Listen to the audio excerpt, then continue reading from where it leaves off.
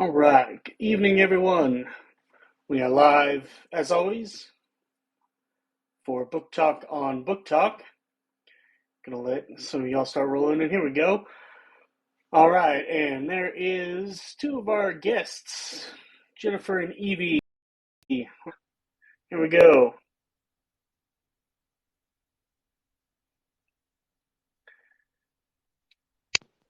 Good evening, Hi, Evie and Jennifer. How are you? doing all Hello, right. how are you? I am doing okay, and I have my volume up a little high. All right. So appreciate y'all coming on the show, and I know that Jennifer wasn't on too long ago. She stepped in and helped us whenever we had some people fall through. So appreciate you coming along so quickly. And this is No problem. basically an all author, all dark fantasy and or romance panel. So this Cool. should be fun. A bunch of people talking about the same subject. All right, and we got. Um, Miss Lierz coming on. I'll probably pronounce that very badly. I'll have her pronounce it for us. Hi. I don't know. Hold on. There we go. Hi. Hello. Oh, dang it. You still can't see me. There we go. There we go. All right. Hello. Hi. So I was just debating. Can you pronounce your last name for us so that I get it right? You were debating. Wait, hold on. I want to know your I was guess. debating with myself. Oh, with yourself. Okay. Yeah. It's Lierz. Okay. Lierz. Mm-hmm. All right. Well, in any case, welcome to the show. We are very glad to have you. And I think Kalista Neith is the only one we're missing. So we'll see if we can get her. I'm sure she'll be on here in a minute. But thank you all for coming on the show. And as I said, it's all dark fantasy or dark romance authors. So it's always nice when we can get a panel that all kind of has the same subject going on. I forget. One of you recently posted about having trouble with your covers, and I have kind of a funny story to share that just happened this afternoon. We are going to try to release our first book at Blue Handle Publishing in hardcover, and we're doing it with Ingram Spark. And we got an email today from someone who's with a completely different publisher and all that. It says, today in my mail, I got a book, and it was my dust jacket over one of your authors' actual books. The book block was from one of our authors, and so Ingram completely like screwed everything up, and it's like not quite sure how that even works because I've been checking. We ordered an approved copy to see what it was going to look like and make any cover adjustments before we did any kind of print run. Releases in October, so I thought I was way ahead of the game. And it's been almost a full month since I put in that order, and it's still listed as printing in Ingram Sparks order portal. And so I was about to ask what was going on, and then we get this email today. So it's like, okay, so that is among the problems that Ingram Spark could have. I did not think that putting the wrong dust jacket on the wrong book and sending it out to an author would be one that they were capable of, but apparently that's a new twist. So Well, there's new fear. So are they? I know. Expedite the books? I'm sorry, I didn't catch that. Are they going to expedite the books to you? Uh, this like we got the email like an hour ago, so I have and then Charles, our boss at Blue Handle, in the comments is where there's a will, there's a way, and I'm assuming he's talking about printers and distributors being completely inept. So yes, if they want to try, they can be really bad. The guy's going to ship us the book block, so I can at least look at that. And Ingram Spark. I think we can try to get something expedited. I don't think there's anyone there. Anytime we try to ask for help, we don't get any solutions. So we'll have to see. And apparently, and I haven't dealt with Ingram Spark customer service because they've actually done pretty good from everything I've tried to do. But I think it's like a completely different website, so I may have to register on a different website, or maybe y'all can. Do any of y'all have any tips for getting Ingram Spark to pay attention to you? Because I am all ears. I don't use them. Sorry. No, I understand why. You might want to contact Self Pub Dragon here on TikTok. She's actually going through a fiasco with Ingram right now. They sent her someone else's book, and then when she contacted that author, they were sent somebody else's book, Oh, and it's God. like this big merry-go-round. And so she's been in like constant contact. Her videos have been pretty entertaining lately while she tries to get this all sorted. But I know she uses Ingram a lot. And like, there are definitely advantages with. Hey, there's Kalista. How are you doing? Hello, my loves. We were just discussing How are how you? bad Ingram Spark is.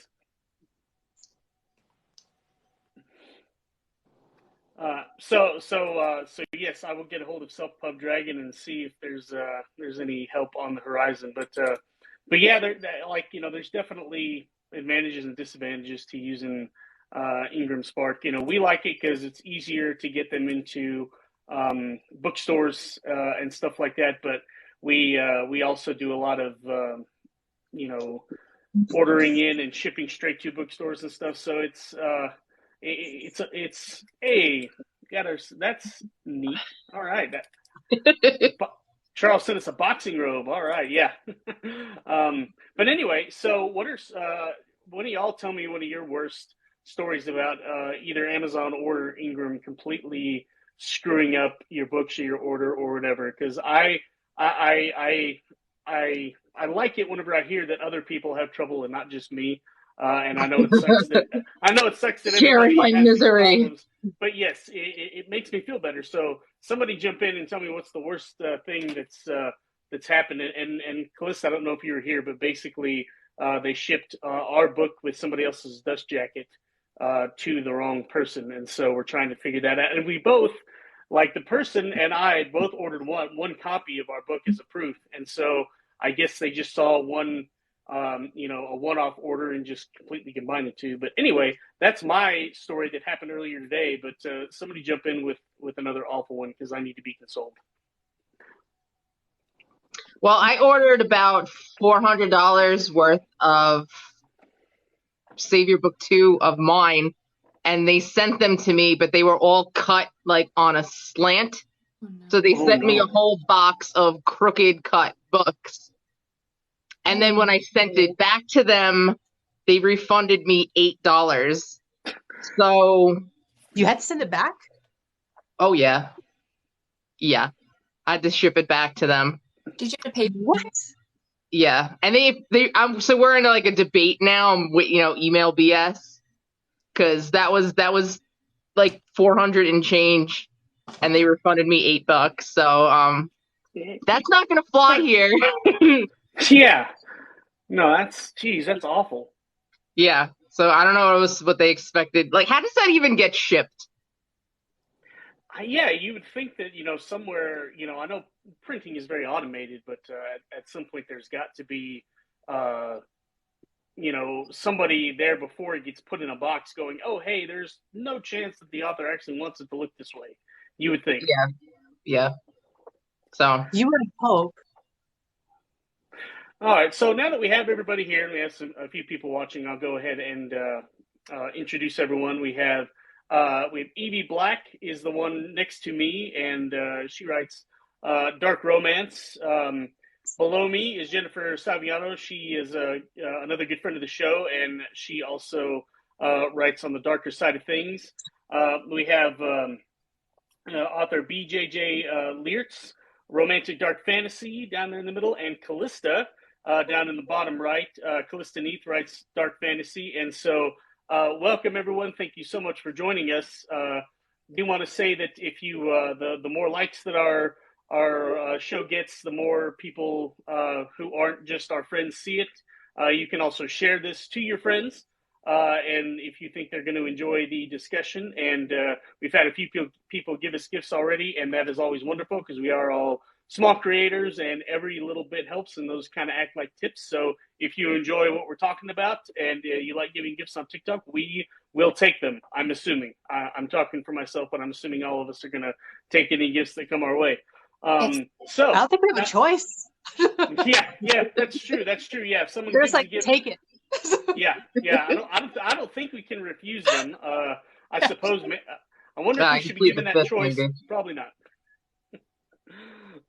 So Kalista, we already have a question for you. When is your book 2 coming out? It is coming out July 11th. A Trial of Lace and Bone. Where is it? This guy. Cool. Love it.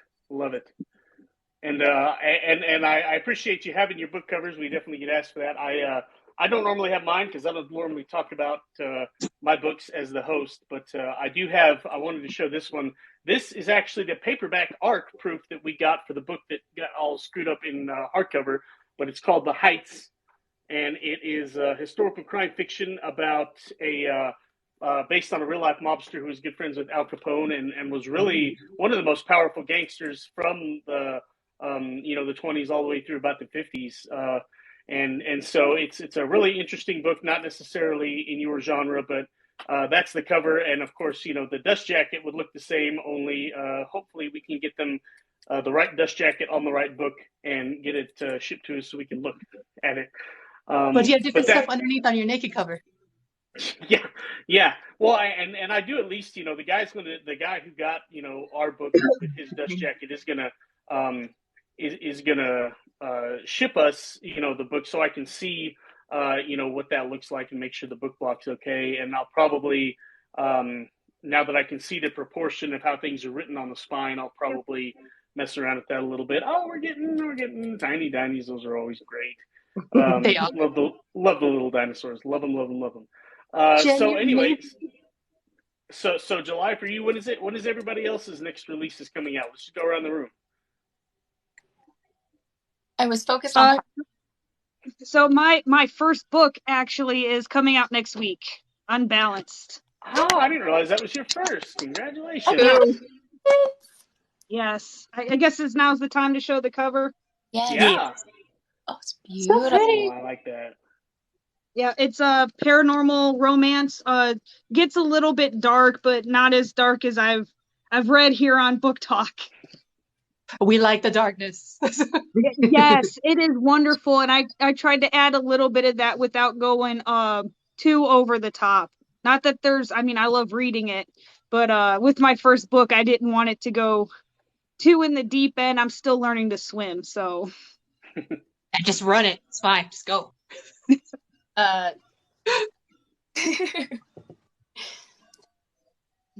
Meet my I'm sorry. Yeah. I'm really awkward. I don't know what to say.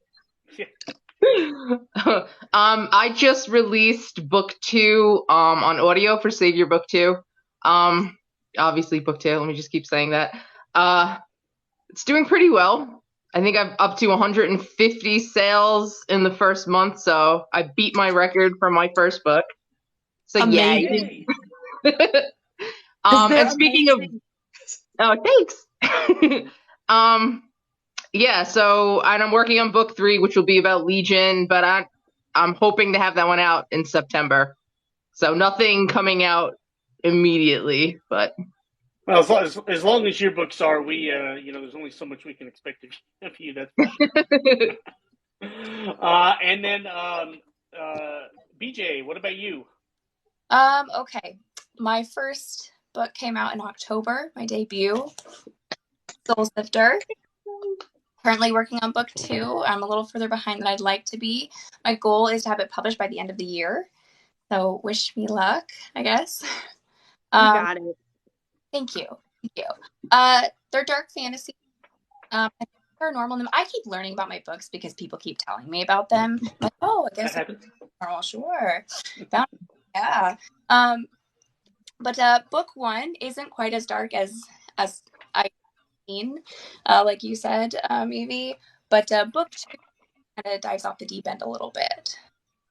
We'll see how that goes. I like it. Mine does the same thing. Good. And the only reason I print with our the Devil Ingram Spark is because you got naked covers with different stuff on the inside. So you can have that and then your other deal inside. So that's the only reason I use Ingram Spark, because I hate them. Hate with a capital hate. Yeah. Well, and it's it's an unfortunate thing in publishing that we only have a few people who can actually create our books, right, in physical form. And really, Ingram Spark is the best one if you want to get your books into major Barnes and bookstores. Noble. Yeah. I guess there's really only one now. So yeah, like all publishers of all size lament that, I suppose, unless you're one of the big five, and then you have the CEOs of the companies talking about bulk deals and all that stuff. But for us, that isn't something we can really talk about yet. But what I do know from Charles, our boss, is that if you can get in contact with the right people, like they're willing to listen to you, and you can talk numbers, which we've tried to do. So I know he's working on that all the time. But that is the one area, like there's a lot about publishing that has become more democratic and more author friendly. Definitely, publishing ebooks, there are a lot of different places you can do it. It's not just Amazon. And anybody can start their own website and sell their own books that way. There are a lot more independent bookstores coming around, especially since the pandemic, which is great. Every time I read about a new one opening up, especially down here in Texas where I'm from, it's always great to read about. But the distribution is the one area where, it's essentially a monopoly, especially if you want to get into a hardcover or special leather bound and all that stuff. And so, like if someone were to come in and sort of start rearranging that sort of business, that would be great. But, having worked in newspapers, those printing presses, it's not exactly the same, but, I used to watch it run, and they're huge. And they're not only is it a big commitment to start with to have a printing press, but the maintenance is insane. And whenever those things go down, you have to get them up and running, and the people who do the maintenance know that. And so the parts are ridiculous. The service call, the expense for that is always so ridiculous. So that is one area where it's unfortunate. I did forget to mention that we have Tanya down in the comments. Celtic Blue to you. She is monitoring everything, and she's the executive producer. I know that she's the one who booked you all on the show. So thank you so much. And she also does a lot of the liking and the sharing and helps keep this thing going. So yes, you are getting all of those hearts, Tanya, and you deserve them all. And She is awesome. She keeps all kinds of trains running on time for me and a bunch of people. And she's about to start helping us out at Blue Handle and Book Boom on some stuff. And that is because, she basically runs my life here on TikTok. So she definitely is going to start helping me run my life in my real world too. So all great things. So we appreciate you, Tanya, as always. One thing that, we can all talk about that's not really books related, but it's definitely marketing related is, will there be TikTok in, another week or a month or whatever? Because, I've been reading the stories about how they, just want it all to go away. And, it's funny. I know people who are in government and intelligence stuff who told me from the beginning, don't ever get on TikTok because you're just inviting the Chinese to have everything in your life. To which I say, if they want to take on all my debt, then they can have it. You know what I mean? If they want to get all of my negative dollars that are in my bank account, go for it. But it's interesting if they shut that down, because TikTok did a great job of making it easy to build an audience and, having, I think, one of the best communities for especially readers and writers. But what do y'all think? Do you think TikTok might not be here for us to use next week? Like, what have y'all been thinking? I don't know, but I think that it's not all about that. I think that Bookface and the whole little gang over there have an issue with the competition of TikTok and TikTok taking money out of their pockets. So I kind of feel like that whole thing has played into this, and that it's not 100% what the government's saying. That's just my opinion. Will it still be here? I mean, I hope so. Shit. Well, I mean, Like, not to get too political, I don't think it's for the reasons that they're saying that they want to get rid of it. But I also know that the bill that they're passing, and don't quote me on it, but I believe it's just to give the president the ability to ban TikTok, and I don't think the current president will, but there's no saying what the next one would do. So, I mean, we could have it for another year, another 5 years, another 10. There's no way to know. Thank you for that knowledge. That makes me feel better. I mean, it's still being debated right now, you know, because it's got to go Congress and Senate. So even though they pushed it through one, it might fall flat in the next. So, where will you go? Or are you guys on other social medias? Yes. Yeah. I Kinda. don't think I've actually been on Twitter in months. Basically, not since it became the Elon Musk show. Like, and it may not be any different than it ever was. It's just one of those. You know, sometimes I'm like, you know, I don't need to support and help, you know, drive traffic to that website. You know, so I haven't really been on Twitter. Instagram, I may have to. If TikTok goes away, that'll have to basically be my backup, I suppose. And I'm on Facebook, but you know, that's I never got any traction with my author page and stuff like that on Facebook, so I'm not sure. But my newsletter, I'm about to switch to Substack and get all my contacts imported over there. So like that, I think for all of us is the biggest thing that we can have is having that list of people's emails where we can get directly into their inbox. And I don't even have a really huge list. I have just about 1,000, which is why I'm switching that way. You know, Substack is free for however many people you have, as opposed to MailChimp, which is who I was with. So that's what's, you know, making that decision. But yeah, like, you know, someone said that a long time ago, but this is the first time where social media that we all use might actually go away. Like there's an actual chance. So yeah, I don't think it will. I don't think so. I think there would be an insane revolt among people who are our age and a lot younger. You know, I just can't see them completely getting rid of a social media that powerful. But Tanya brings up a good question. Let's say we do have to just go back to our newsletters. What sort of content do y'all put out? Because, you know, as a company, we've been talking about that a lot, and we're developing, you know, the newsletter we want to put out as a company. But for, you know, for your author marketing, what sort of stuff do y'all put in your newsletters, and what do you get, you know, the best reaction from your list? I don't have one. Next. Oh, wow. So I have one. I put it out once a month. I have one. I am still figuring out what I'm doing since I'm so new. So I just kind of put out like, hey, this is what I'm doing. Because the release is so soon. I know gave everyone that subscribed to the newsletter, I gave them the ARC sign up form early.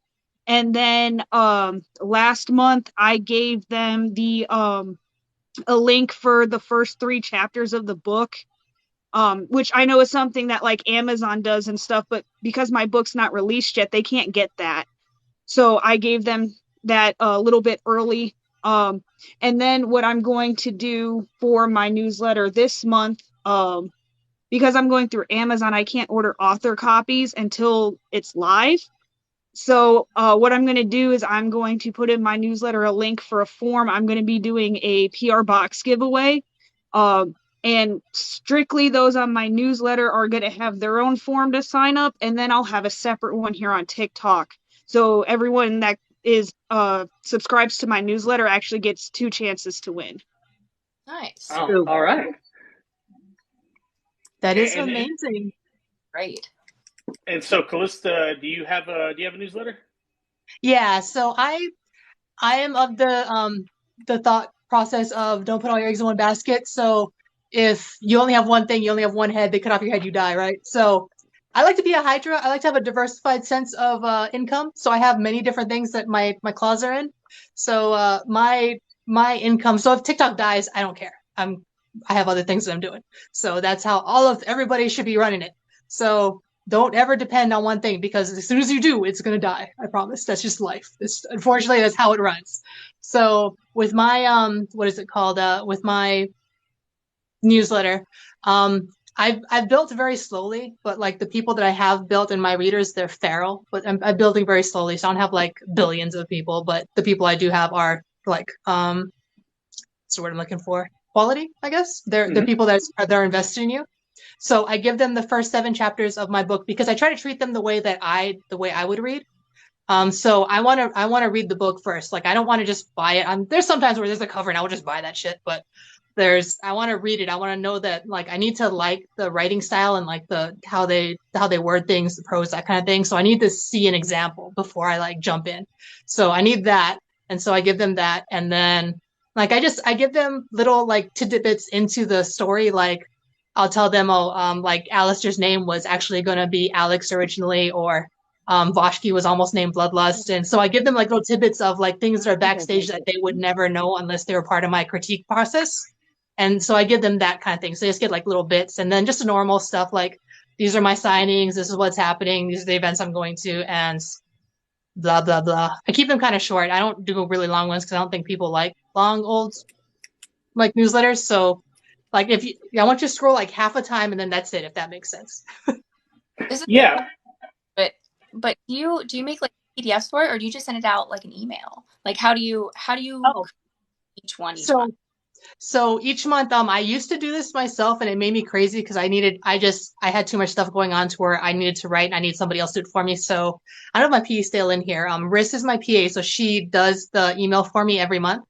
And I use Flowdesk because it's, one price that I pay, per month. And I can have like 1 million or 1 subscriber or whatever. And it's just 1 fee and it will never go up kind of thing. So that in its own format allows you to like build like a really pretty email. So it's not like just a regular like office email. It has like graphics and it's like pretty and it has my branding colors. And like, that's also another thing. As an author, you're not just selling a book. Don't sell the book. You're selling your brand, because when you get people that buy into your brand, they will buy anything that you write. That's what you need to do. So that starts like, I've told like other people who like are asking me like, how do you do this? What do you do? Blah, blah. Your brand starts with as soon as the people get your box. So your box, your packaging, put thought into that, because that's where it starts. You want them to have an experience from your box, opening the book, and then they get the book and they read it. And that's everything you want has to be branded to you, if that makes sense. Yeah, and you know we have some folks at Blue Handle who are really good at that, and you know that's what they do. I think is great. Thank you so much for all of the hearts, Tanya. We love them. Like this, I couldn't remember. I don't know how y'all can do that. I get this because I my have hands to are do just old garbage. school. fun at me Yeah. when I try to do that like one. that. So I just Yes, Just touch the bottom and that's all I you can do. I just throw up "Love You" Like or that? "Devil Horns." Yeah, there you go. But like for me, I've never been very good at my newsletter, and I'll be the first to admit it. I like I try to give them the behind the scenes and the where I'm going and stuff. But I always write too long. I mean, I write my text messages are broken up into paragraphs, and they all look like short emails. Like I'm not very good. I'm not very good at being short and pithy whenever I'm writing something that I have a serious message for someone. Unless I just want to have a bunch of one-liners, which I suppose I could do. But more important than that is I don't find myself that interesting, and I don't know if a lot of authors are like that. So whenever I try to think about my personal brand, I always come up very empty, and I've done a terrible job of doing that. And my books, they're all sort of the crime fiction genre, but they aren't centered around like a really recognizable theme. Like, they're definitely like cozy writers are great, and because you can have very punny titles and you write long running series, and there's usually an awesome pet involved, and they're usually based on a real pet. So you can show people like the real, photos of the pet. And like, I haven't found anything about myself that I can sort of brand like that. But, it's one of those where I know what I should be doing, but I absolutely cannot do it. And I'm so glad that is not my job at the company. My job is the editing and that stuff. Now, an individual book, writing like the marketing copy and stuff like that I've actually found I can be pretty good at, but it's about somebody else. Whenever I try to do it for myself, it just does not at all work. So I definitely am trying to get better at it though.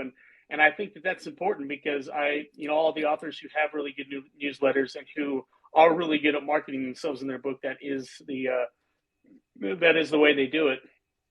Yeah, you don't necessarily need to have you don't have to have it all in like one realm. Like we're dark fantasy writers, right? So we're gonna have like a world and this, that, and the other, but like it doesn't have to be like specific to a world. Like my underlining is I write about love. Love is sacrifice, so what are you gonna offer? That's my tagline. That's what every book I ever write will ever be about. So you just have to find out what you're writing about, and that's your brand. Thank you. Gotcha. Thank you. That definitely helps. That definitely helps. Since you all have your debuts or other books in the series coming out this year, the other part of author marketing and stuff like that, which is my favorite part, is going out and going to events and conferences and stuff like that. And I know that we've had a lot of people talk about the different ones they're going to, but since you all are in, you write in very similar genres, are there any big conventions or events that you all are going to be going to this year? Sinful Signings! Sinful Signings! Same. I'll see you there, Kalista. I'm so excited to meet everybody in person. Is that the one in Virginia? Or Roanoke, Virginia, September 16th and 17th. We'll be all up in there. And I'm doing a panel there as well for Barnes & Noble on Sunday. So I got you guys. All right. What are you going to be talking about for Barnes & Noble? The how to get in there. I'm going to do like a rundown of like the steps you need to take to get in there and like what to expect when you get in there, because they're not going to roll the red carpet initially. They're not going to like throw 100 books at you and be like, sell it. They're going to give you 15 at first, like 1-5. And you have to prove yourself, and it's a relationship. So I'm going to go over all that and then take questions and that kind of jazz. Hey, DJ. What about the rest of you? What is everybody else going to be doing in Roanoke? I have a table, and Bikers Against Trafficking are going to be with me, so I'm going to be fundraising for their motorcycle club. Awesome. Yeah, I'm going to raffle off on my Savior MC merch. Tanya hooked me up a little bit. I'm going to be with Tony, Chaz, who's down in the comments, Kitty. I don't know if she's still in the comments. She does bookish like bookmarks and things like that. And she's also writing a book as well. And author J. Michael Knight. Like our whole little group is gonna get to have our tables together, so we can sit there and trash talk, and people watch and just have a good time. I can't wait to meet all of y'all. I am not going. I'm the odd one out. I really want to go. 2024, and so that's what I'm saving up for. That's the big one. So. Yeah, I definitely have to choose which of the crime writers conventions to go to. This year, I will be going to Thriller Fest in New York, which is one of the two big ones, and the other one's VoucherCon. And so, yeah, I definitely, kind of go from one to the other. And I'm always jealous of the people who can go to both. But a lot of times that is because, the writers live in or around New York City, and that's where Thriller Fest is every year. So there's not near as much travel, and sometimes, there's no hotel. They just, travel to and back and forth every day. But I live pretty close to the very middle of the, contiguous U.S. in the Texas Panhandle. The actual middle is like somewhere a couple 100 miles north in Kansas, maybe. So no matter where I have to go, I have to travel a lot, unless it happens to be in Albuquerque, New Mexico, which we had one there last year.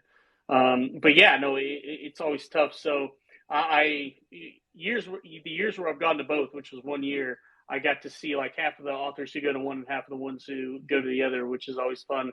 But yeah, that's the reason to keep going to those things is to meet up with the people who you interact with online and get to see them in real life. And I know that Tanya is planning on getting wild, it sounds like, down there in the comments at these conventions.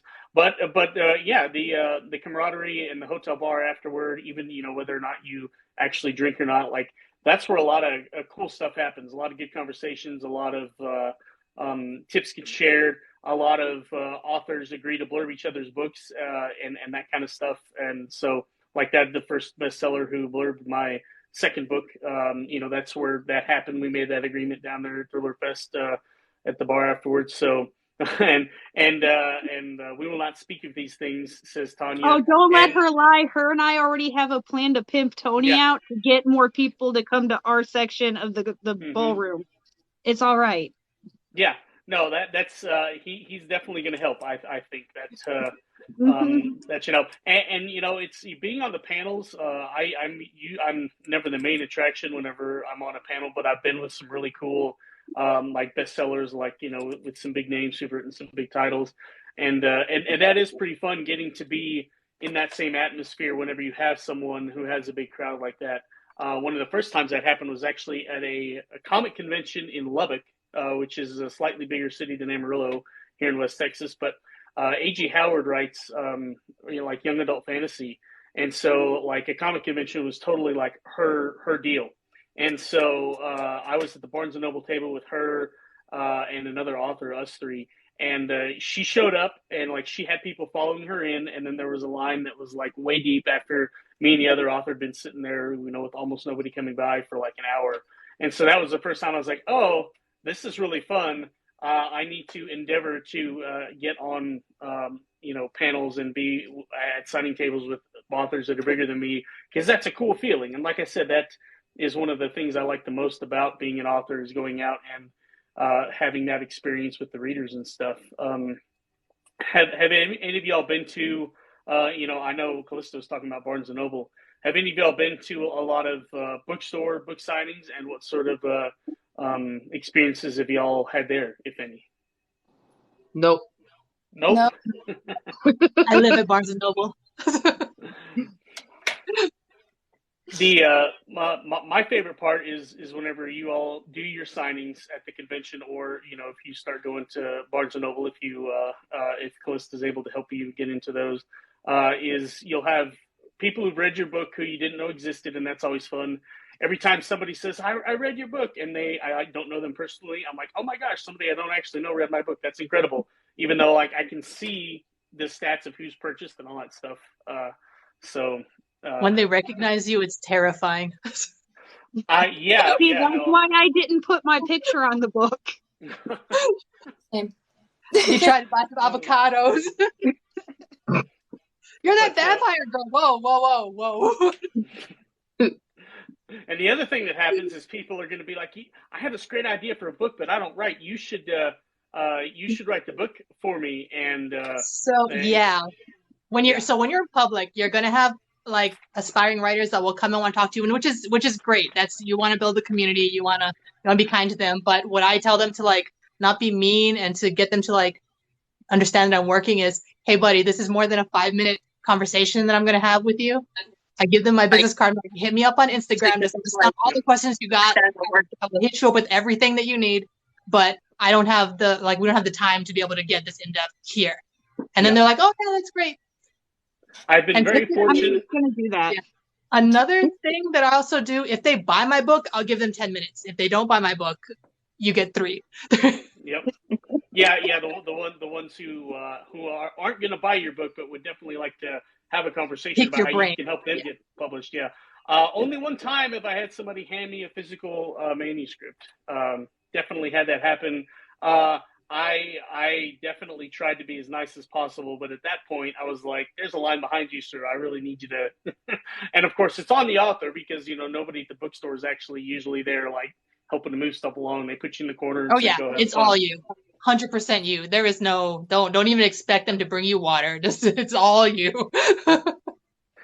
So Tanya wanted to get on, and so I accepted her invitation. So she's here with us. Hello, Tanya.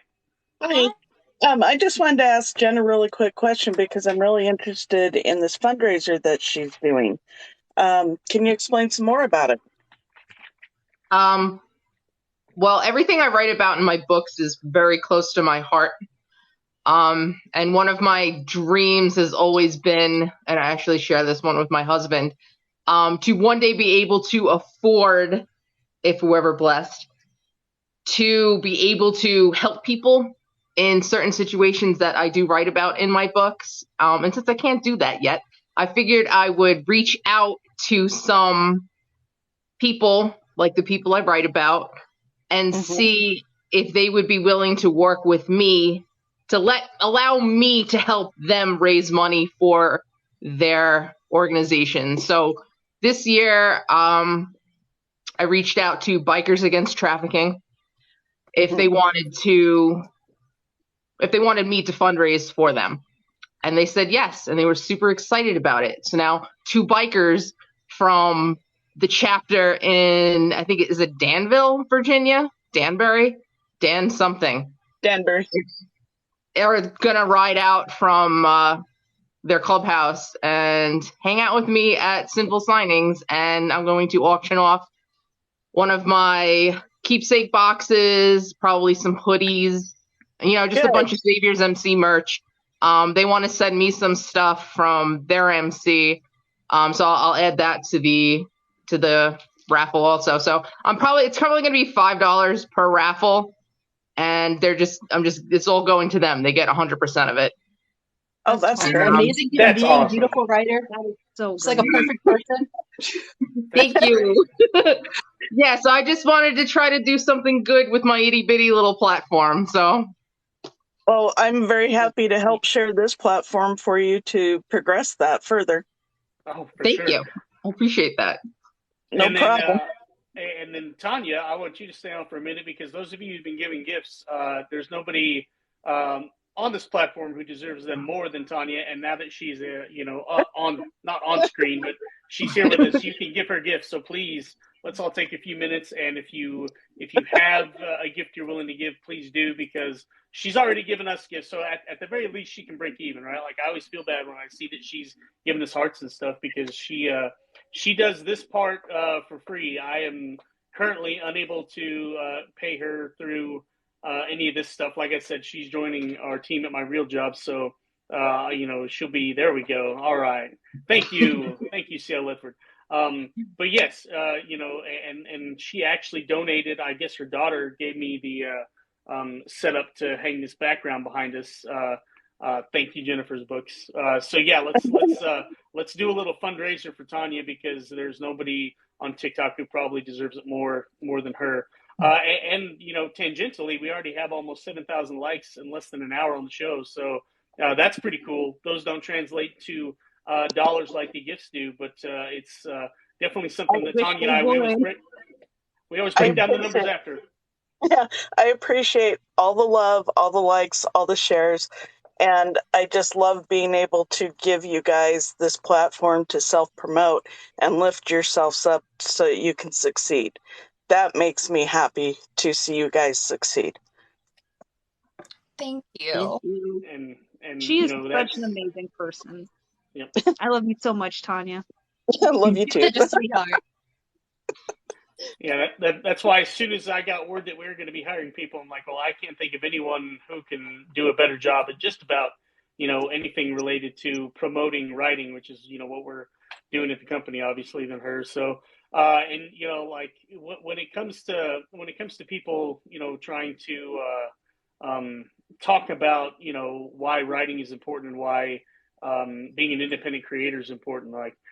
Tanya is right there with the best of them, so I can't wait to get her started. You may see the bags under my eyes. That's because we're building a website that she's going to then take part in using. So that I actually got my day started pretty late this afternoon, so I'll be pulling somewhat of another all-nighter. But I think I've got it to where I've done all I can do, and like our third-party developers have to do all that stuff.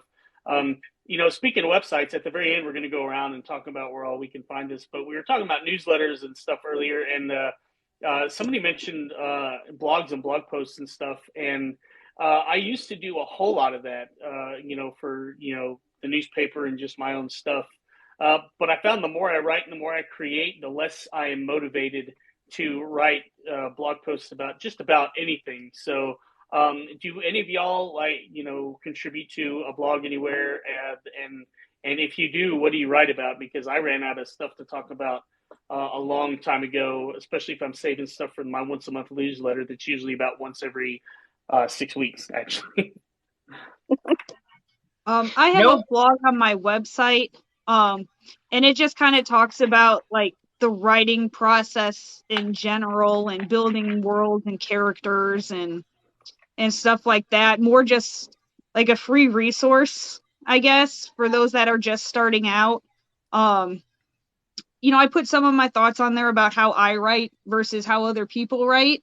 You know, pantsers versus plotter and, you know, things like that. But it's just more educational than anything. If it's anything pertaining like to my writing, my book, that's usually goes in the newsletter.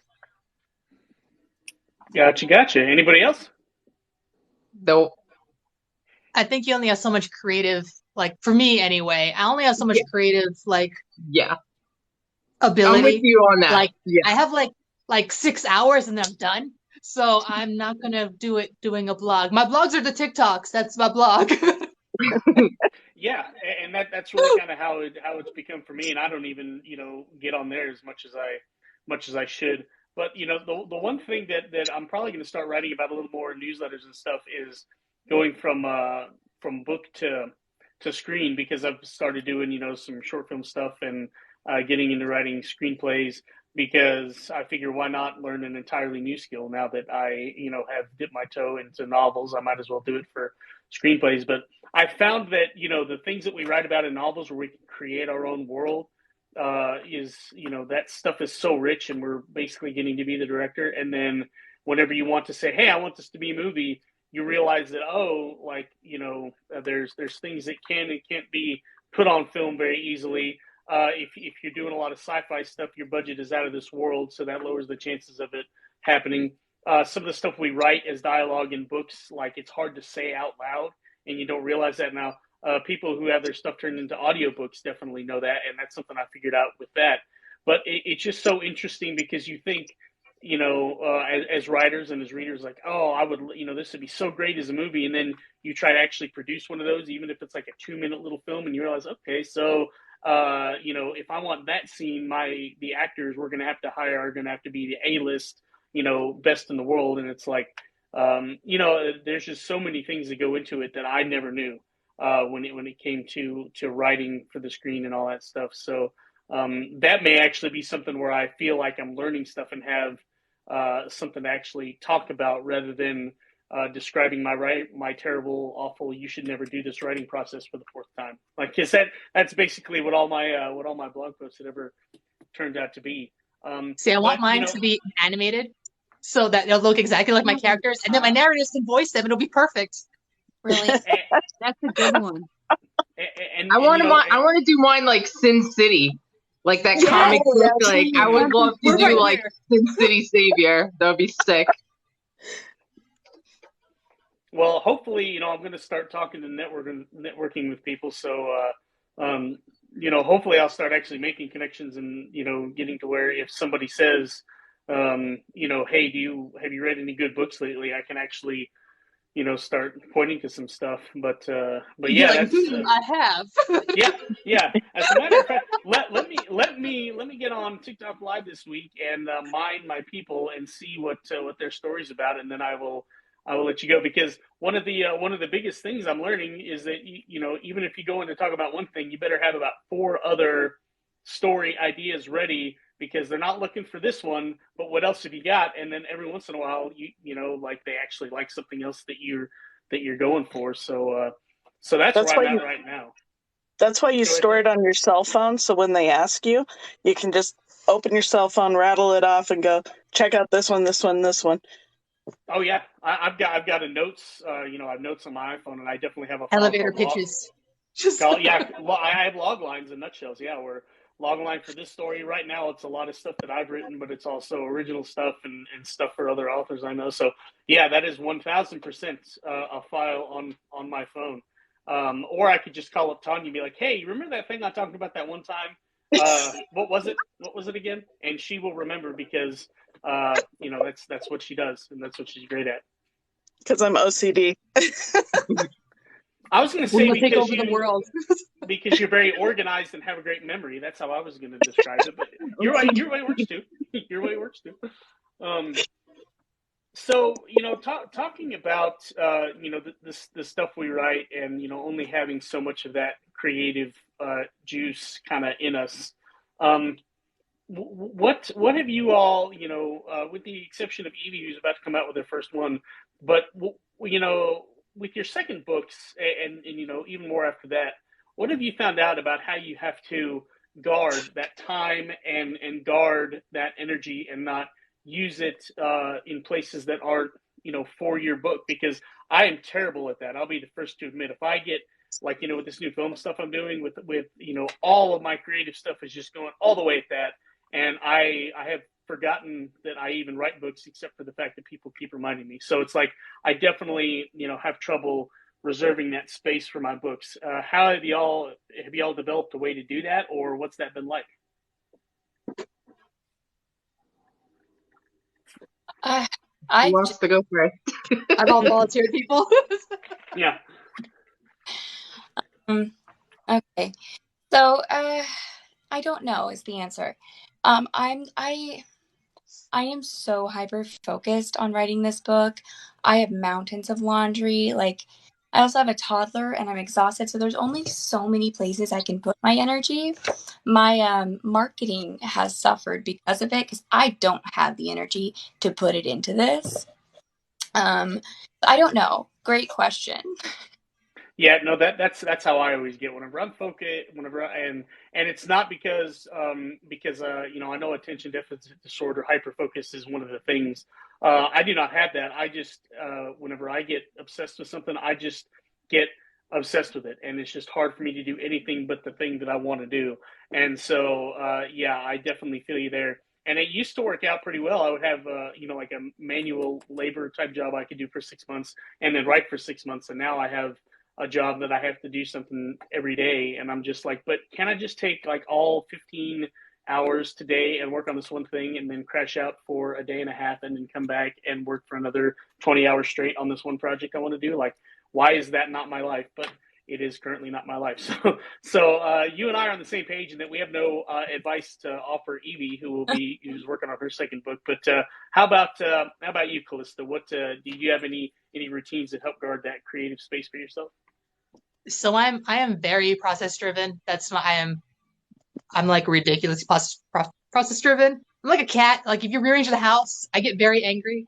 So I have my things my certain way. So I have a process that I do and I guard it viciously. So I have a home office, which like you can see my nonsense. This is where I hide.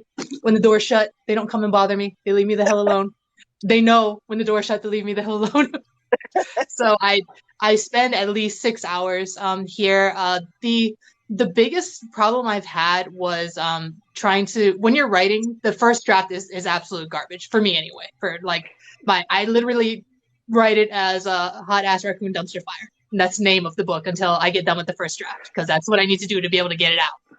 I can't sit there and try to have the perfect words and the phrasing and I want this and that. I want to put these other nuances in.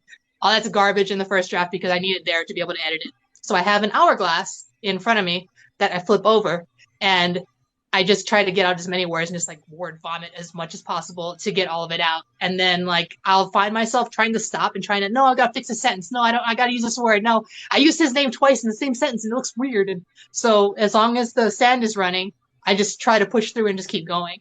So that's how I kind of focus my energy, because if I just let it go and if I don't tunnel it, I'll just sit at the desk for 6 hours and be like, I need to make this sentence perfect and I can't, and it's making me crazy, and it's just, that's what will do to me.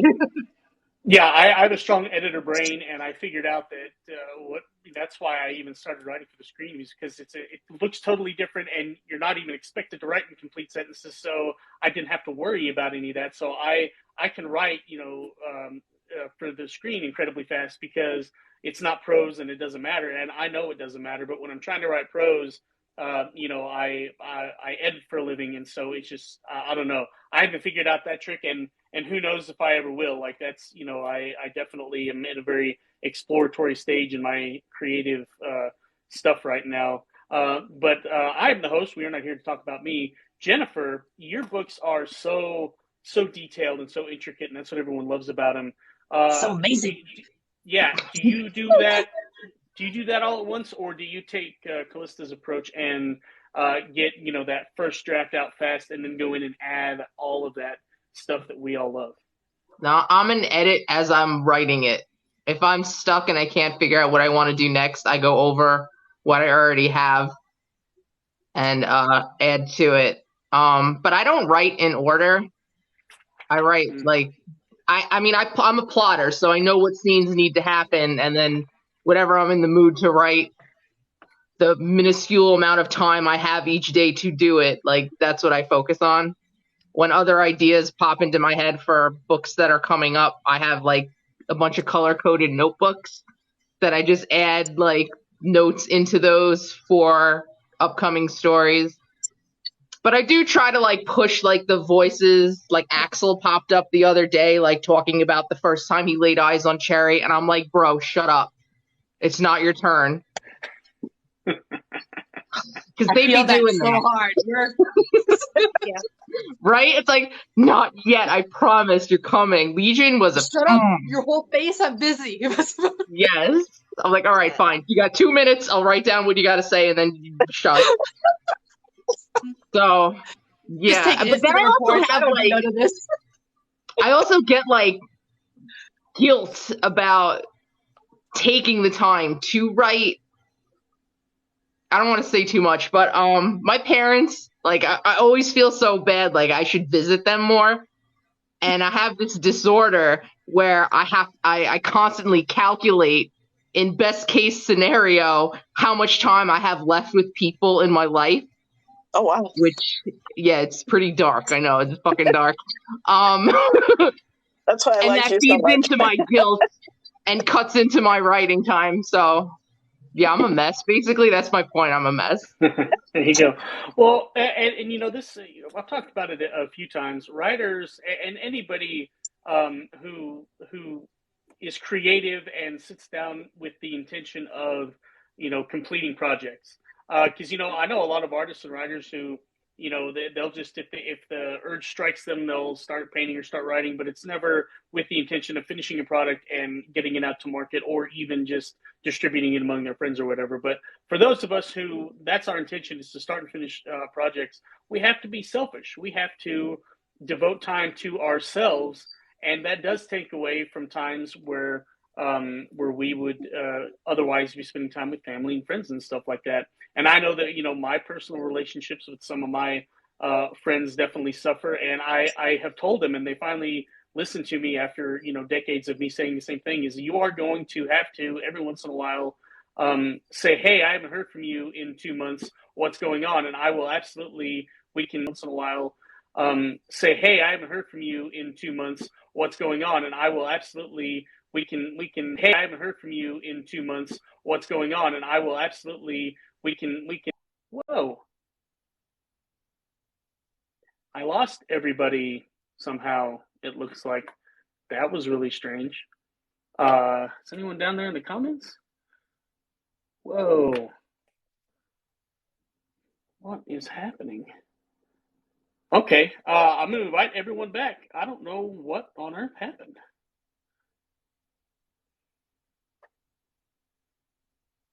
I don't know what happened. Yeah, no, I've never had that happen before. Let's see. Who am I missing? That was weird. Kalista, that's who I'm missing. Okay, I think you've got everyone back invited. Yeah, the main signal died. It bottomed out. Wow. Weird. Yeah, that was. I apologize, everybody. No, it's not your fault. TikTok. It's not your fault. Just internet glitch. Yeah. Did anybody panic? Like, oh my god, they did it! TikTok's gone. No, I wondered who said what to get us all. I was like, I got you for that. I'm sorry. That was my I first didn't thought, say too. anything. I was like, who did this? I'm going to find them. Where are they? I didn't say titties. What happened? We did get a notice earlier that a couple of our comments have been filtered out. But I think it was right about the time whenever we were bringing up Tony coming to Virginia. So that's that tends to happen every once in a while. Yeah. Well, let's see. Tina Bookworm says, we are so freaking awesome. We blew up the internet. See, I like that. Let's that's what happened. Let's go ahead and say that that's what happened, and we can all brag on our personal pages that I was on a live that was so great that TikTok tried to shut us down, but it did not work. It did not work. They couldn't stop us. Tina knows how to spin it. And we've had a couple authors on here who say that Facebook or Amazon rejects their ads because they're talking about spicy stuff. So that's a great marketing thing for me. I would screenshot that and be like, you need to read the book that was too hot for Facebook. I couldn't even have that was me. That was me. Permaban. Yeah, that was Jennifer. I thought it might have been. Yeah. Yeah, figures. It's me. Is it on YouTube? What's that? Is anyone on YouTube? Do you do marketing on YouTube at all? I repost these lives on my YouTube, but that is literally it. Now we built a short film thing because that's the kind of stuff that YouTube is built for. But in terms of book marketing, I have not met many authors who have been able to translate that onto YouTube, with the exception of people who make book trailers. Now those are fun. But again, that's usually you put it on YouTube so you have that link so you can embed it on your website and in other places. But in terms of using YouTube specifically, like authors are using BookTok, I have not met anyone. Have you guys had any success on YouTube or know anybody who has in the book world? No, we upload. Oh, good. No, I just use them to embed. Go ahead. I co-host Books and Audio on Friday nights with my friends, and we upload like you do to YouTube. But other than that, no. Your show's cool too. I got a quick question. You guys upload yours. Jen, is Jen still here? Where's my Books and Beer bitch? From Books and Beer? I know she was learning how to do a podcast thing, but I don't know if it's active yet because her marketing company has kind of exploded. Right. Yeah. She kind of blanked out when everybody else blanked out, and she didn't come back. Well, it was Jen. Books and Beer should upload their shows to YouTube too, just so they're there and you can have them. I have a really quick question for everybody. How did you guys come up with the idea for your story? What was it that just hit you so hard that you felt like you had to write this down and share it with the world? And I want to start with BJ really quick because she hasn't had a lot of FaceTime here, but go ahead, BJ. Okay. The first spark of the idea came when I was 17 at horse camp. It was a rainy night going back to my cabin. It was just, I could see a city and see a person running. It was like, who is this person? I don't know how it progressed from there, but it did. And then I tried to write this book so many times in the last 10 years. I've always started in the beginning, couldn't get into it, always quit, and thought I couldn't do it. And then I had my baby, pandemic hit, my husband deployed to solo, and I don't know if it was postpartum psychosis or if it was spirit guides or higher being. I don't know. I heard a voice that said, "Hey, it's time to write Soul Sifter. The world's ready." I'm like, oh no. I knew it's a hard book. But I don't know. It's a good question. Well, it's not psychosis because all of us have heard that voice saying, you need to write this now. This is what I want you to say. So it's totally psychosis. We talk to ourselves and we write it down. It's psychosis. We hear voices. And we tell them to shut up. Yeah, Jennifer has fights with hers. So I do too. I boxed with Rune. Okay, so Kalista, how did yours come about? So I'm old. I'm a lot older than I look like I am. When I was 14, I saw a TV show. It's called Forever Nights. I'm kind of dating myself. It was like a cop vampire show way back in the day. A long ass time. That's how old I am, right? I was 14 at that time. So one of the episodes was the maker vampire guy fell in love with his protege's sister, right? And he's like, you can't have her, this is bullshit. And so they make a deal, you're gonna give up your love, but when you fall in love, I'm gonna take that love from you. And my 14-year-old dad thought that was the most amazing, beautiful shit ever. And that's where my story came from. It kind of just evolved after that and it turned into Invoking the Blood after a long time. And it's like, there's a lot of other things that came into it and like meshed into it. But that was the first like little seed that came to me. And so I had it for like a lot like BJ. I had it forever. Like I had it since I was 14 and I wrote it when I was 42. So when I like graduated high school, I wanted to like do the arts because I was artistic and I wanted to follow suit with that. And my family was like, "Nah, it's starving artist for a reason. Go get a real job." So I went and got a real job. I got a real career. I'm real super ass comfy now. So now I'm doing what I want to do, which is writing. There you go. Okay, Jen, how about you? How did Savior come to be? Is that the question? What was it that I remember the story, but you said it in a way that was really intriguing the last time.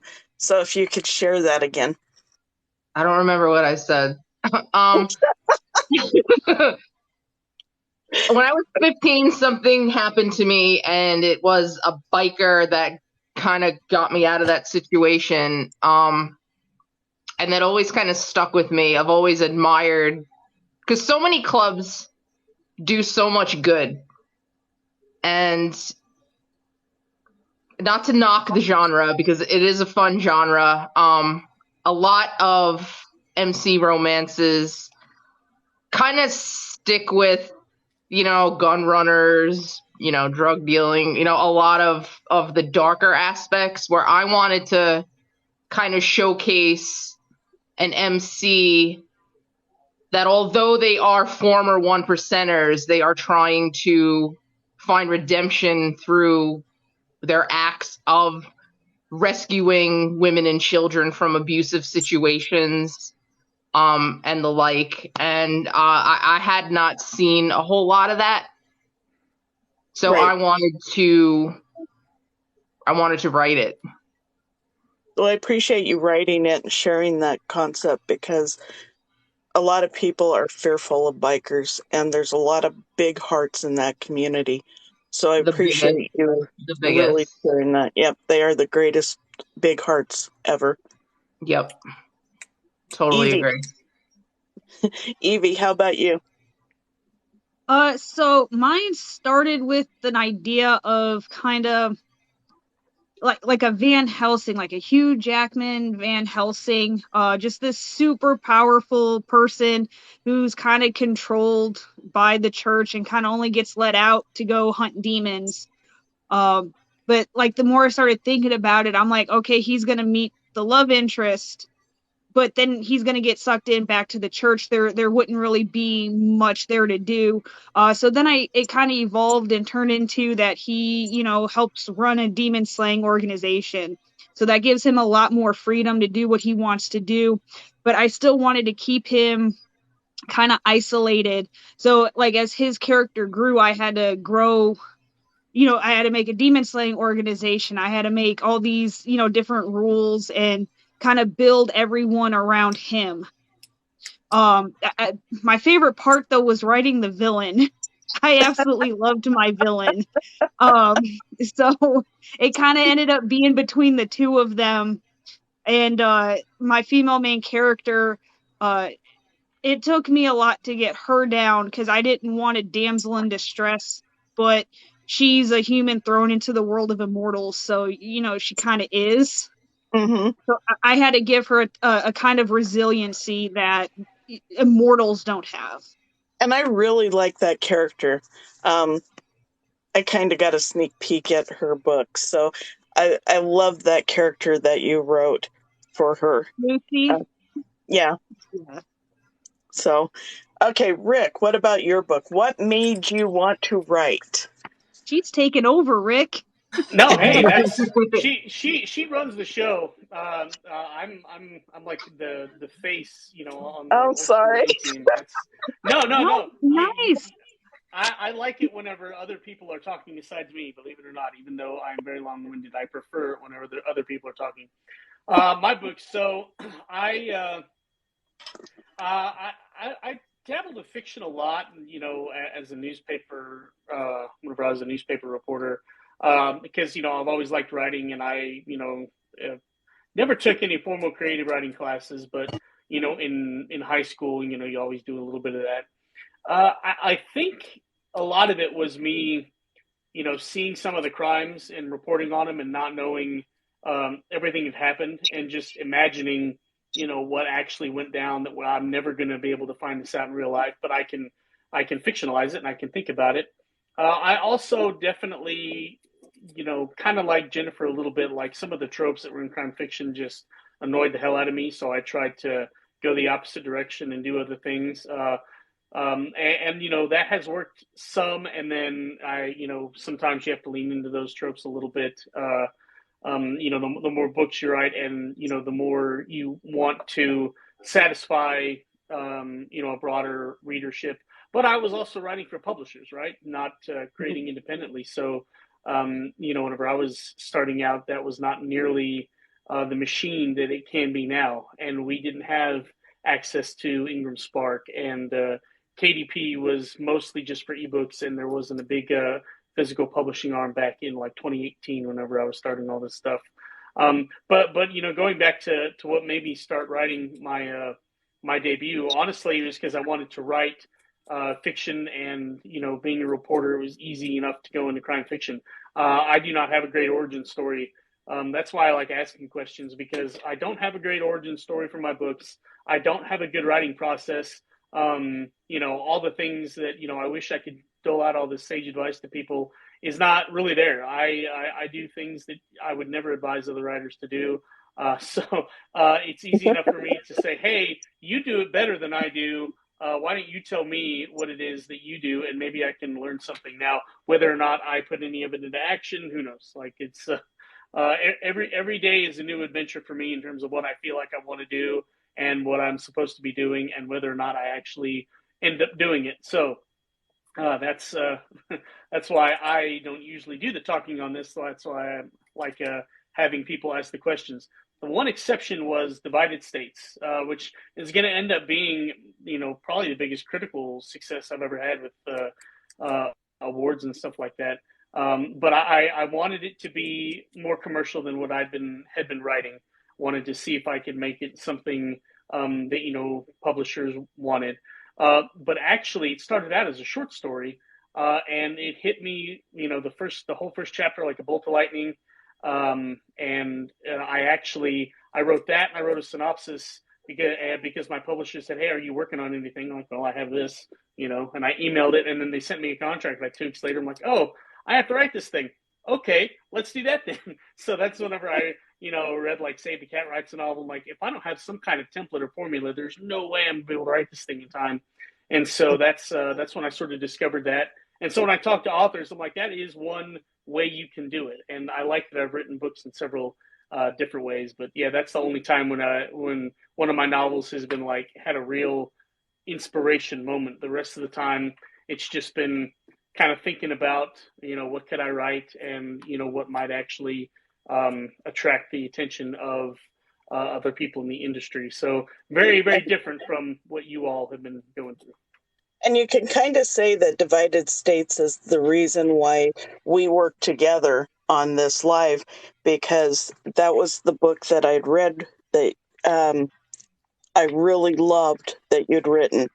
And that's why I was on the live that one day and just totally fangirled over the whole thing. But I was just so excited to meet the author that wrote it. So yeah, it's Divided States.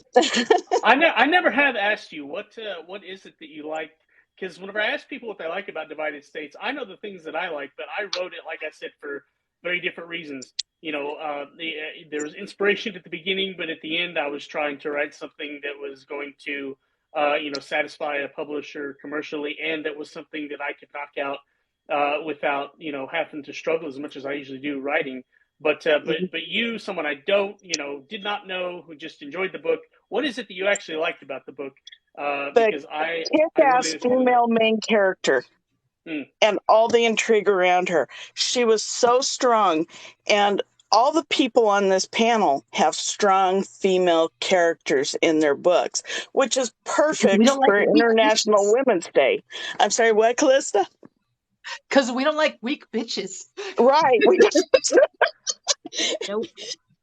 And I think that this panel is just perfect for International Women's Day because we have such strong writers for such strong female characters. And yes, I kind of plotted it that way. And I appreciate you guys coming on the panel today for that. I knew there was a theme, but I didn't know why. Very, very excellent. I was just like, all job, my Tanya, besties as are always. here. What's happening?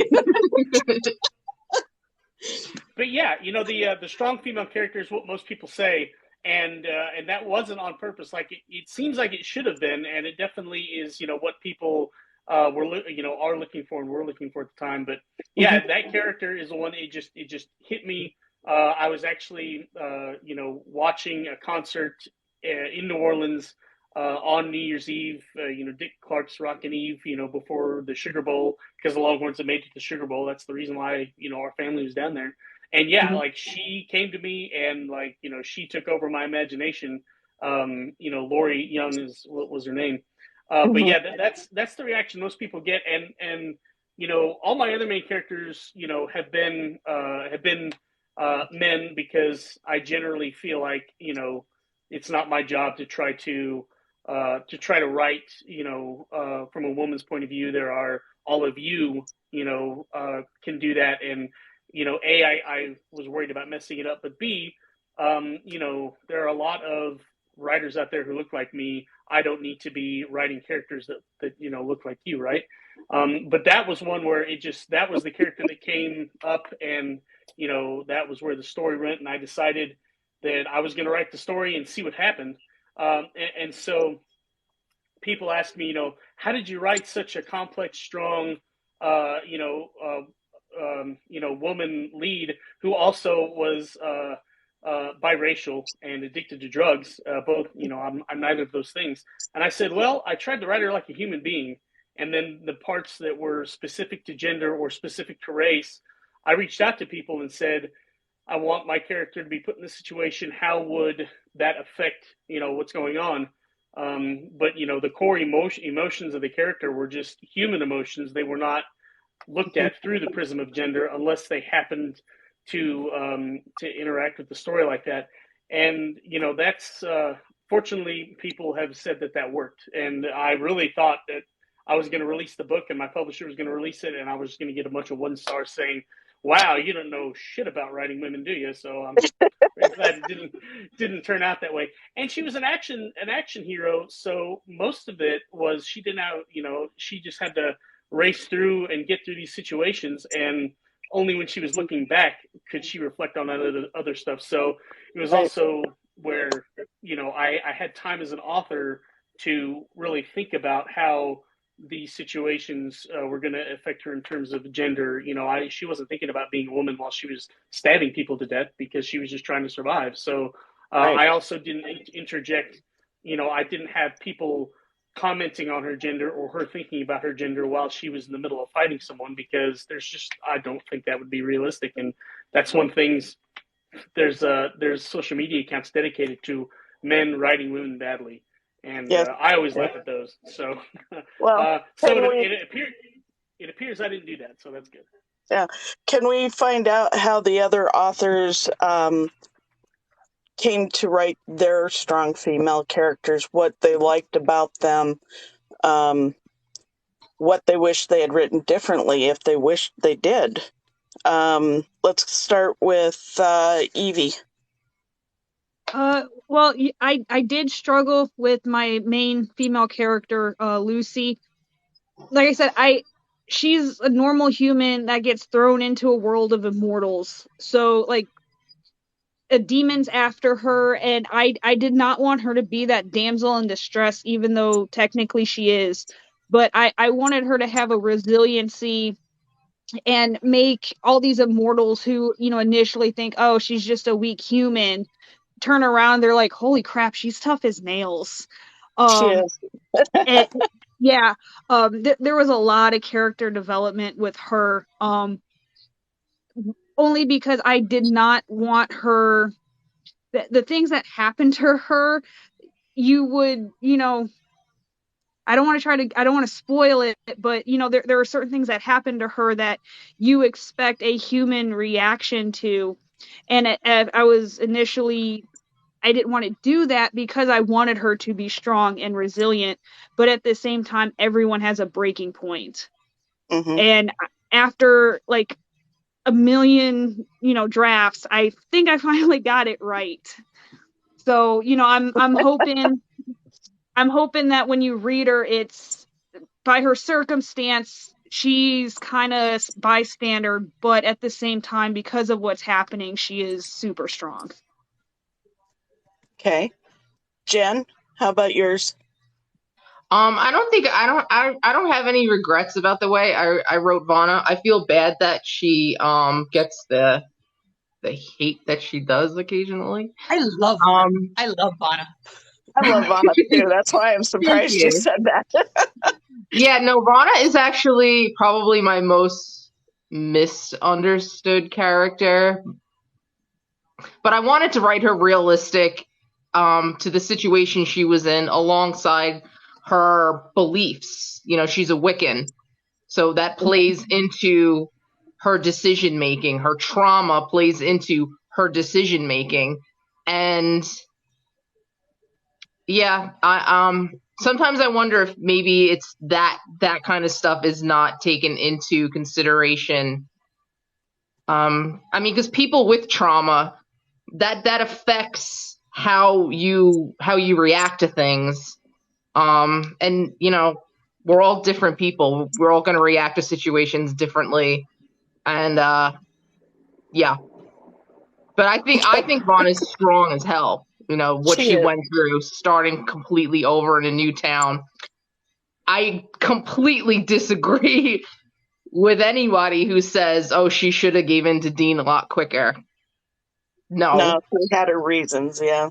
No, she has her reasons, and just because he's a hot dude doesn't mean you have to spill, your shame and your secrets to this guy, even though he's the hero.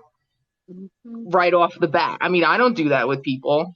Why should our female characters be obligated to cave to the men? Yeah. So quickly. But I see. No regrets. Okay, Kalista. Hi. So, I made I have props. So my character is not white. My female lead is a Chinese girl, because when I was growing up, if I wanted to read anything with a Chinese girl about it, it was a Joy Luck Club, and I hated that shit. So I wanted to give other girls that look like me that, hey, you can be an all powerful bitch in a fantasy genre. And I have because it's so unfair in the real world and we're reading to escape, I wanted a whole world where it was it's a matriarchal society, men serve. The sexual roles are reversed to where guys are the ones who are expected to put out, not the women, and that kind of thing. And then this is a better picture of her so you can see it. She's gorgeous. That's my girl. That's Faye. She's gorgeous. I love her. So I didn't. All my characters are really well thought out. I mean, I've lived with them for decades. They're all very well thought out. There's reasons why they are the way they are. The one thing I did not want a man to save her. Ever. When you read my book, Rune does not come to her rescue. He's a badass. He could, but he doesn't. He doesn't have the opportunity to. And that's going to be a running theme through my whole everything I ever write. She is never going to be saved by a man ever. And that's just what I write, and that's just how it's going to be. So I put a lot of thought into my characters. They all have. I would like to think that they're three-dimensional. They all have they have a history. They have what they've done before the book. They don't just exist in the book. They have a whole life prior and a whole life after. So I know all of it. So I'm able to bring all of that into the book. So I think I think it's also really empowering. The reason why I write the books that I write is I'm very, very I guess moved by Anne Bishop. Her books saved me when I was a young adult. I was in an abusive marriage. It was I was essayed. I had all these things going on, and I've evolved into a very spectacular Pokemon, so I'm fine. Don't worry about it. But these books that I read, there are the Black Jewel novels. And I have a lot of inspiration from them. They literally saved me because I read those books. I'm like, you can't fucking talk to me like this. I'm a queen. Fuck you. And so that Yeah. like it didn't happen overnight, but that's what I love it. that's the extent that happened over my lifetime that's brought me to the creature I am now. So, so I want that for someone else who was in my position when I was their age, if that makes sense. Yes, that does. We've all evolved into the goddesses that we are through the trials that we've lived through. You're all And legendary Pokemon now. and I really appreciate you being able to share that with other people so that they can learn from it too. Yeah, I think BJ, that's so important. it is. BJ, what about your character?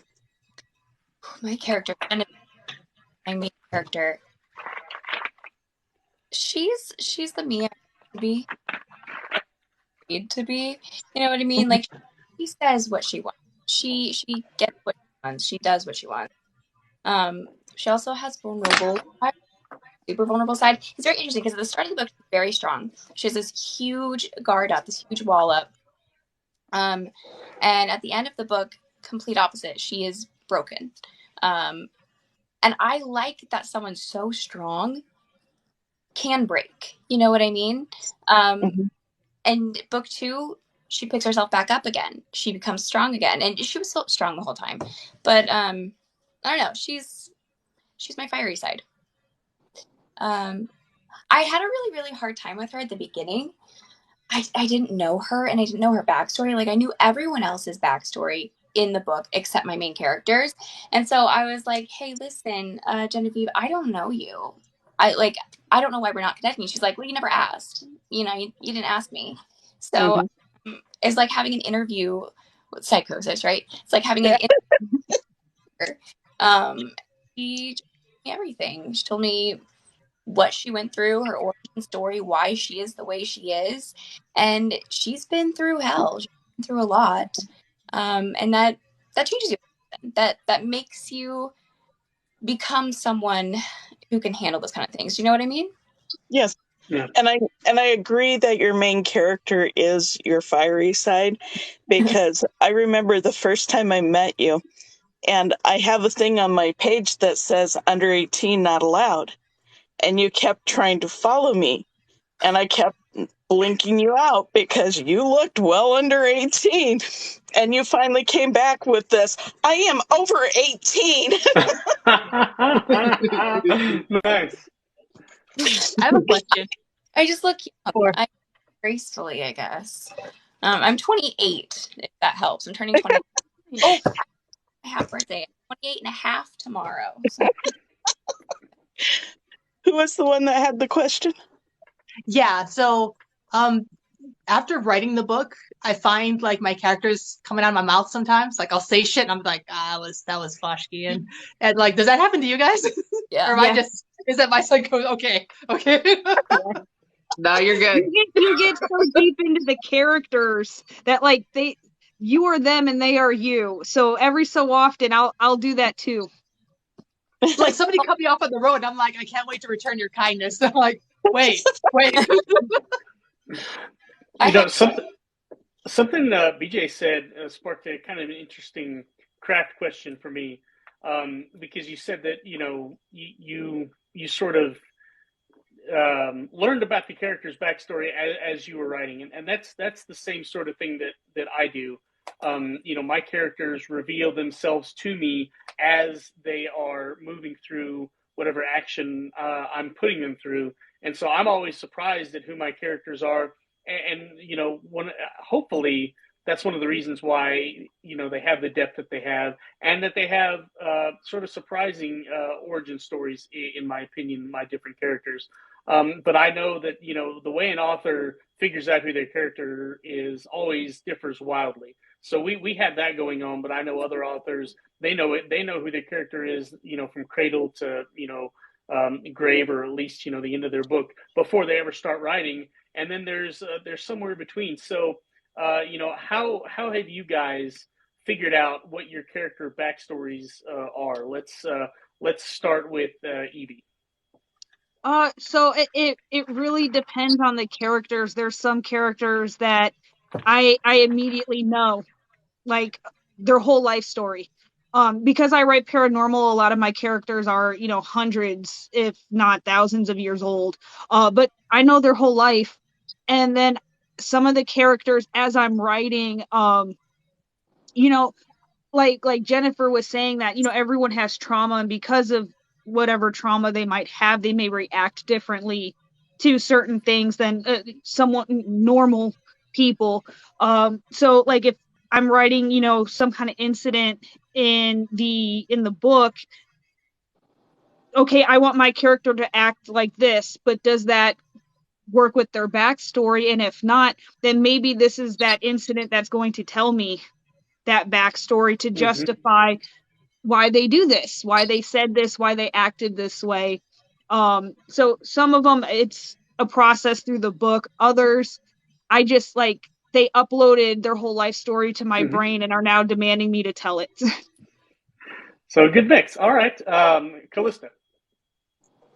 I know mine cradle to grave. I know generations of mine. So like I've had this since I was 14. So my book Invoking the Blood has like Rune and his brothers as he's the main character.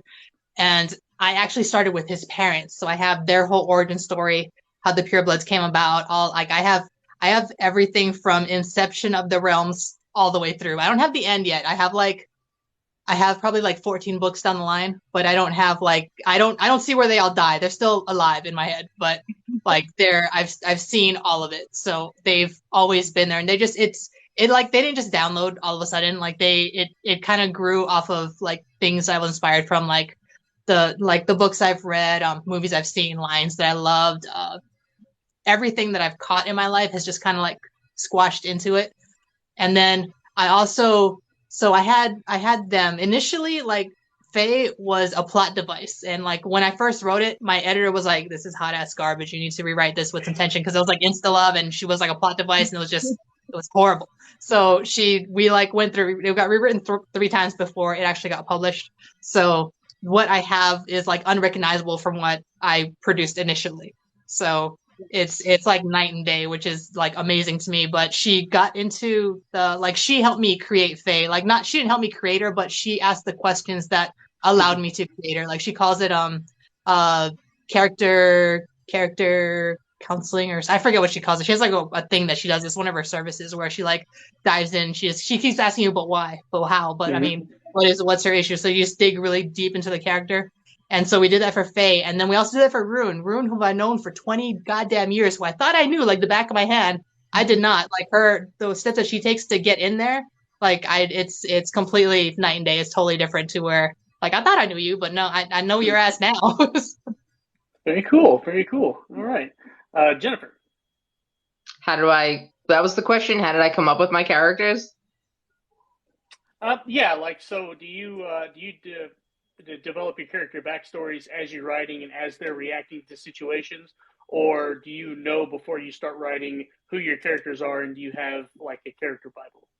I build them before I start writing it. I mean, I always know like the simple part of the story I want to tell, like the very basic outline, but that changes, or I should say that builds the more I get to know and create the characters, I guess, as they intertwine with each other and all that. But no, I like birth to death build them.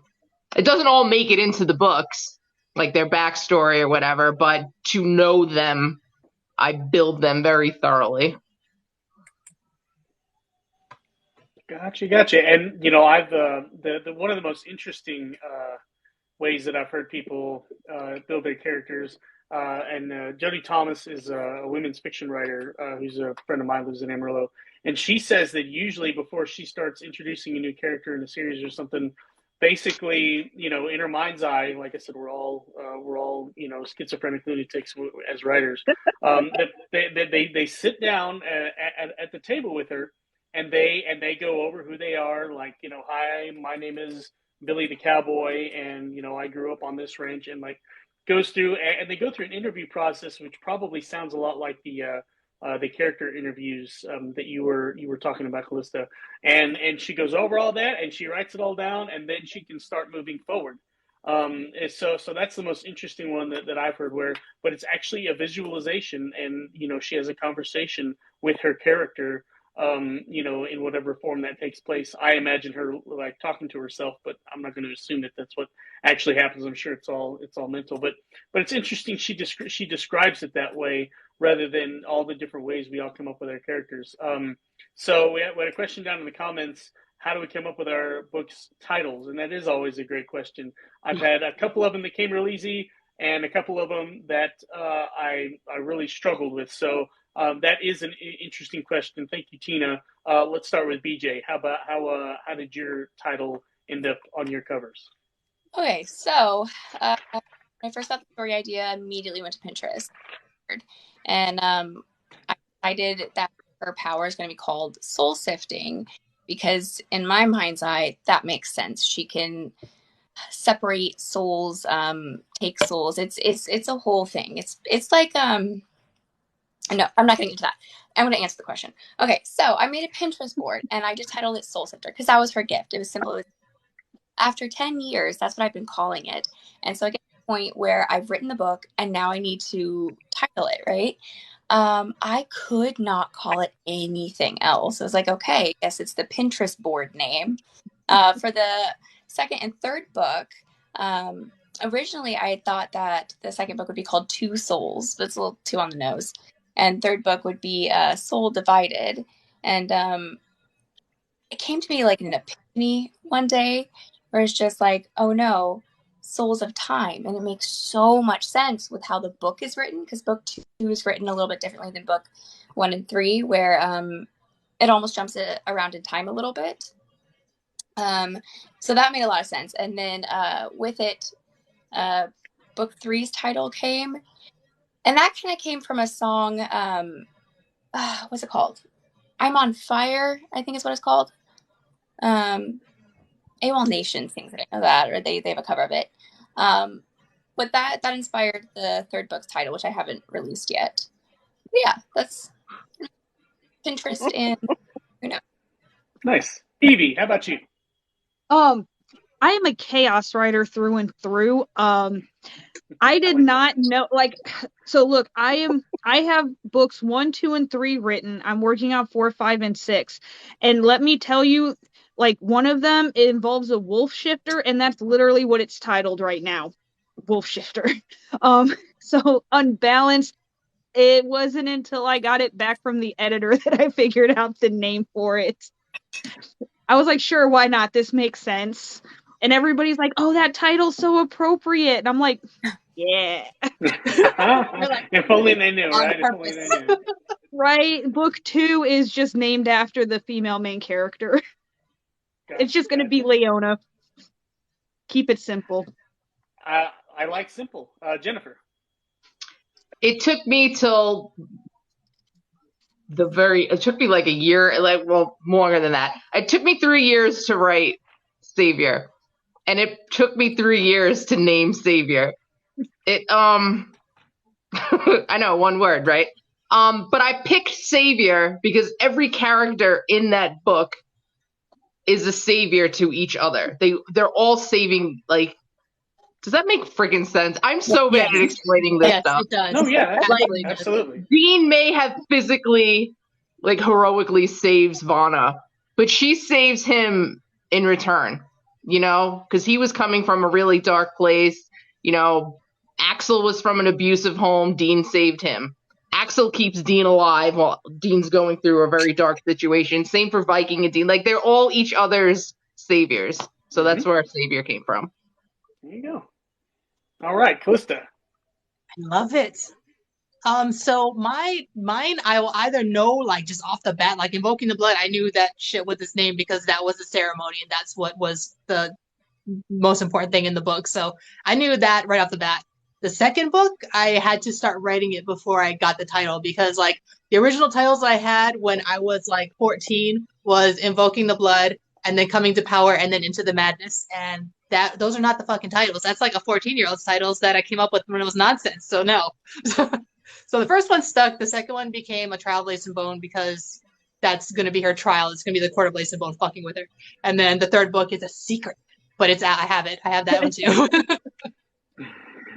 So everything is for a reason in my books. And if you read some shit, you can, in the beginning, whatever they say, you can almost completely know that I'm going to break that shit by the time I get to the end of the book. So there you go. I have stories that are similar to different parts of all you guys. Let the Guilty Pay, inspired by the Martina McBride song Independence Day, because a big part of the book takes place on the 4th of July in the past. In crime fiction, you can be very on the nose, and it's totally fine. So Divided States, that's just the setting. And that was what I was calling it. And I was like, well, I wrote it. Maybe they'll come up with a better title, and they didn't. But we were able to make it work, and it is pretty evocative. If you're interested in speculative fiction about secession in the United States, for sure. Deep background, again, right on the nose. It's a journalism term. It's a bunch of journalists solving a case. But then The Price of Silence, the sequel to Let the Guilty Pay, that one, it was they were about to make a cover for it, and my publisher was like, hey, your title sucks, I can't do it. And I don't even remember what it was. It was some working title. And so I messaged her on Facebook one night with The Price of Silence, because we wanted it to kind of match Let the Guilty Pay, and I wanted it to have like the 4 words and, be recognizable in the series. And so I finally messaged it to her, and she goes, yep, that's it. That works. And it's like, all right, well, does it make sense? Like, kind of like it, but it evokes the same sort of emotions, I guess. But yeah, I've had, really easy times and really tough times, but titles are not easy. And the bigger the publisher, the less control you have over it. So independent creators, it's all on you to figure out what your title is. Me working with small, mid-sized publishers, they can be like, okay, that title's fine, we'll go with it. Or no, that's a bad title, let's come up with one. My favorite story about titles for books, and I just learned this not too long ago, was The Postman Always Rings Twice. Which is a movie that's been remade several times, but it doesn't make any sense with the movie, and it's actually based on a book. And so the origin story of that is the author wanted one title, and Alfred Knopf, the actual person who the publisher was named after, they went back and forth, and then finally the author just gave him this nonsense title that made no sense to anything. But it was better than all the other stuff that the publisher heard. So he's like, fine, we'll go with it. And so for the end of time, everyone's like, that title makes no sense, but it's an interesting title, and it gets people to go, what the hell's that about? So in the end, it did its job, even though it has nothing to do with the story. So we have about 15 minutes left. And, with panels of this size, it's always nice to go around the room and let everyone know where they can find your books and where they can find you online. So let's start with Kalista. Where can we buy your books, and where can we find you on the internet other than right here? So I write vampire books. Invoking the Blood is an enemies to lovers in a dark fantasy setting with Hades, Persephone vibes, and vampires. So that's the kind of thing you're into. I'm your girl. My special editions, they come signed. You can have a special note from Vashki if you want. They're on KalistaNeith.com. My books are available wide, so they're everywhere. With that, you can order them from Barnes & Noble or Walmart or whatever. We're not at Target because we hate Target, because Target sucks. But I'm also on Kindle Unlimited. So they will always be on Kindle Unlimited. I don't foresee myself leaving that. So those are the avenues that I go through. But yes, and I have like art, spicy art. If you want to see Runes Up, it's up on my website too. So yeah. All right. See, that's why we all need websites where we can post that stuff, because TikTok will definitely not let that shit fly. We have I like the way she describes it, though, with all the sound effects. Yep. All right, BJ. One book out right now, Soul Sifter, bisexual dark fantasy. You can buy the ebook anywhere you can buy ebooks. Smashwords right now is actually having a sale until the 11th, so my book is free on there. Physical copies, you get it from Amazon, Barnes & Noble. I wouldn't suggest it. It's a little more expensive there. I can sell it cheaper on my website. Website is B.J.J. Lierz, Lierz, author.com. Yeah. Oh, and it comes signed if for me. Mm-hmm. Yep. All right, Evie. So my book Unbalanced releases next week on the 15th. You'll be able to buy it wherever ebooks are sold. If you want a physical copy, Amazon for the paperback. I will also eventually be selling it on my website, evieblackbooks.com. I was fortunate. All my handles are the same. It's wonderful. But I'm going to be doing like book boxes, signed copies, and then I got some custom bookmarks, some character art, things like that. Nice. Jennifer. Cool. I have all of my links right now in my link tree. I am having a website built, and I will eventually have a newsletter. I'm working on it. It just doesn't exist yet. This Friday and Saturday, Savior Book 1 will be free, the ebook on Amazon, if anybody wants to check that out.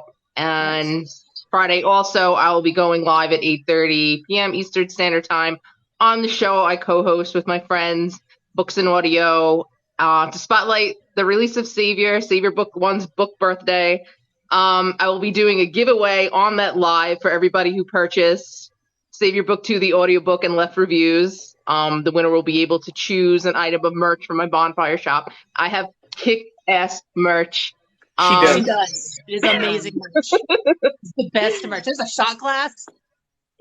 I need it. I got cool shit. I got hoodies. I got big ass blanket. Oh shit, those are actually sold out. Sorry guys. Tease us. I had them. I'm trying to get more. Yeah, but all of my links are in my link tree. If TikTok should disappear, I am on Instagram, and the link to my link tree is there too. And it's at @the_saviors_MC. So like my book, just with underscores. And Tanya, I know that you have several different handles here on TikTok and all over the world. So where can people find out more about you, and where can they avail themselves of your PA services? If you contact me at CelticBlueToYou_PA_services, let me know what you need. I'll help you out. I just love working with y'all anyway, so if it's just one or two things, we might be able to work a deal. My other handle is my author handle, which is kind of a funny story, but we won't go into that. It is Harper Riley, and if you see that and you see my little elf on the corgi, yes, that's me.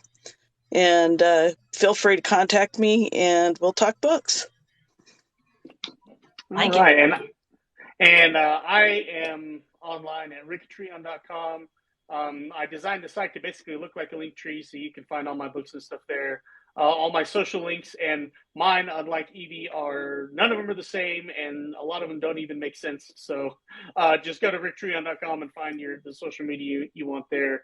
Because I was a beta tester in college for both, for Twitter and then for Facebook. I was part of that second wave, so it was like the Ivy Leagues, and then I went to school at UT Austin, so like the major universities. So I was on those social medias before I had any idea what I was going to do with my life. I was like 19, so who knows what, but anyway, so that's where you can find me. You can find my books. And I want to thank everyone for coming on the panel, and for Tanya for putting together a great panel on International Women's Day. That turned out to be very good. We had a very good discussion about kick-ass female characters, and so that was really great.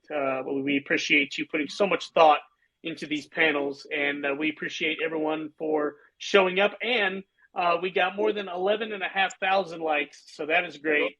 Lots of gifts, lots of fun, and hopefully we will be talking to all of you very soon. Thank you. Thanks for having me. Thank you. Thank you. Thanks, everybody, and have a great night. Night. Love y'all. Bye-bye.